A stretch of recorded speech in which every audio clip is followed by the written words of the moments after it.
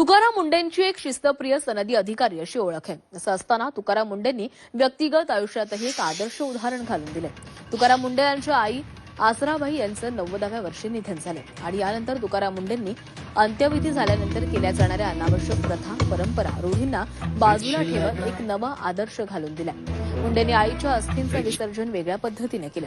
त्यांनी आपल्या शेतातील घरासमोर एक खड्डा खोदून त्यामध्ये आईच्या अस्थी विसर्जित करत त्यावर एक वडाचं रोपटं लावलंय.